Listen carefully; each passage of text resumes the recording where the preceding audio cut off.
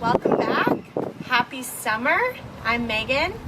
I'm Paul, Megan's father. And this is Canines and Cocktails. Cheers. Cheers.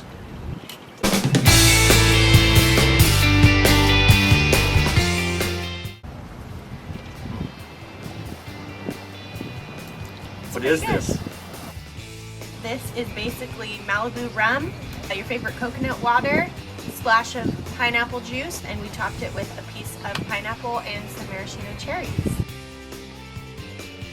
So this time of year, a lot of our customers ask us not only about pet nutrition related questions, but they'll ask us about summer safety tips and kind of just overall tips to help your pet have the best summer ever. We love this season. We are a big water family, obviously. We love going to the beach. We love to go to the river. We go boating a lot and swimming. So I think keeping all of that type of safety information in mind this summer is really going to help you and your pets to enjoy it to the fullest.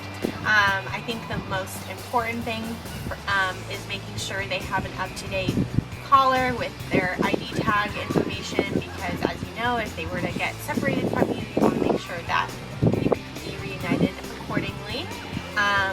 Another big one is the temperatures are super hot right now, so you want to make sure to never ever leave your dog or cat or child unattended in a hot vehicle. Even if you're running inside for a quick errand, it's always better to just leave them at home in a shady spot if they have plenty of access to fresh water. I think that's really number one. And then if you're out and about, you know, some dogs who are more they have white coats or lighter skin, they're more prone to sunburn, so they do have dog sunscreens out there on the market. Most of the time you've just got to worry about your nose. Some of the important things also is make sure if you're out on a boat or if you're out on a dock or at the beach, that there's shade for the dog. It's like Megan was going to, is with nose coat, there's a lot of different protections you can put on your pet. If you're out boating, and if you're in warmer weather, we happen to be down by the beach right now where the weather is not too warm. It's very comfortable. It's comfortable for the dogs to be out in it, but you have to think with them as well as your children or what have you, is that they're protected if they're on a boat. That make sure that there's a vest for them that's handy if they're not wearing it while you're out boating. At least when the boating is stopped and you're out floating, make sure they're protected, so if they do jump in the water or happen to fall in the water, that they're easily you can track them from the water quick enough, easy enough. Yeah. And you always want to make sure you have plenty of fresh water, like we mentioned. That's like number one. Just like me and you, we need to stay hydrated during the hotter months. Yeah. And I think also being mindful of their paws.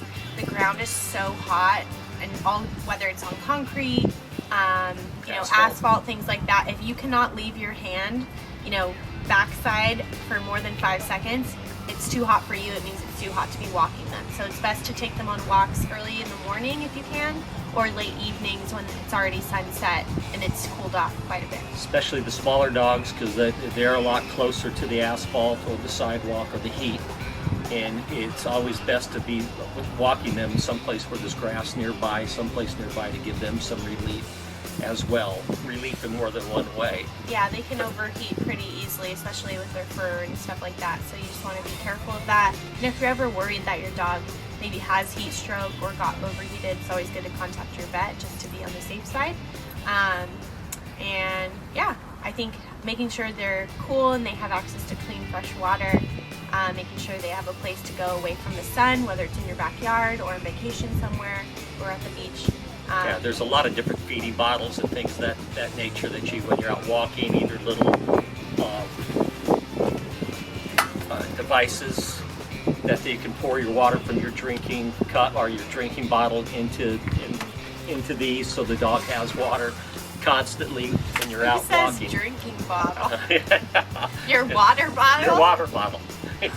Yeah, travel collapsible cups when you go on walks. Bringing a little water for your dog is really important. If you're going to take it to be hydrated for yourself, it's good to have it for them as well. And I think the number one question we get asked from our customers, or just people in general who are dog owners and they know us, they say, how come my dog eats less in the summertime?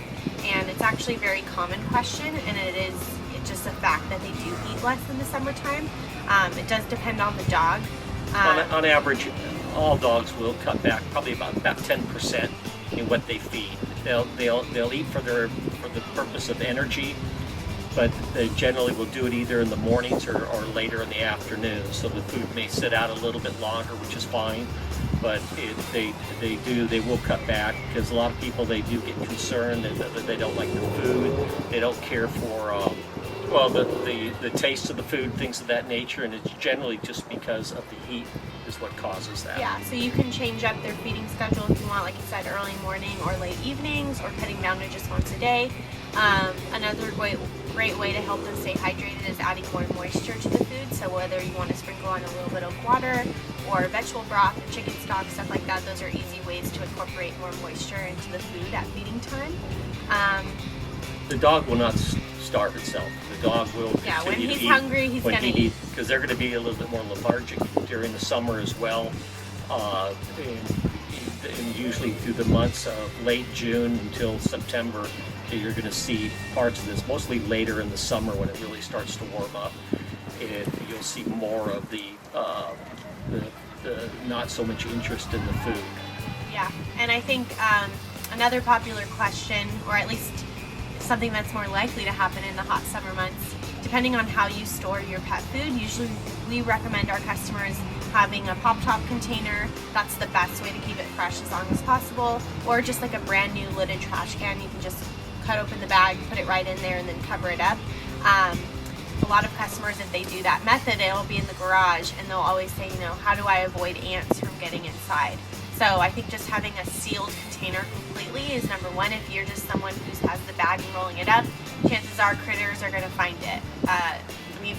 We've heard ants love Nature Select, raccoons. So it's just funny. I think it's just simple things to keep in mind. You wouldn't leave your lunch out or crumbs out. Obviously, within a matter of minutes, ants will find it. And another real important point during the summertime, when we start looking your dog over pretty well, especially if you're out walking the dog on grass areas, and if you're in a populated area where there are a lot of pets, you're going to end up with fleas and things of that nature, or at least the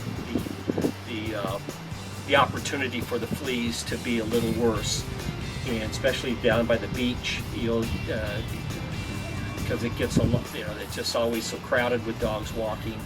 It's almost automatic, so it's good to maybe put them on a flea medicine of some sort, or spray them when they need to be sprayed. But it does increase during the summer months. There's a lot of natural remedies out there too. You can just you can even make your own. Look it up to make a DIY recipe. Most of the time it has apple cider vinegar, some lavender. But all you have to do is just spray them with a spray bottle before, if you are going to be going in an area that has a lot of bushes and trees on a summer walk or a hike. That's always just a good There are natural remedies also, for like what Megan's talking about. Not always something you buy over the counter at Petco or PetSmart. There are some natural remedies for it as well. Yeah, so we're having a good summer so far. We hope you are too. And we can't wait to see your dog photos, your summertime adventures. So be sure to tag us on Instagram at Nature Select Pet Food, and be sure to include hashtag #NatureSelectDog. And we want to hear from you. Send us your questions, whether it's you have a concern, or you've been wanting to talk about something, pet food or nutrition, or even just dog related in general. Be sure to send us your questions, and we'd love to hear from you so we know what to talk about next. We do appreciate all the feedback when we get it. Thank you. Thank you. Bye.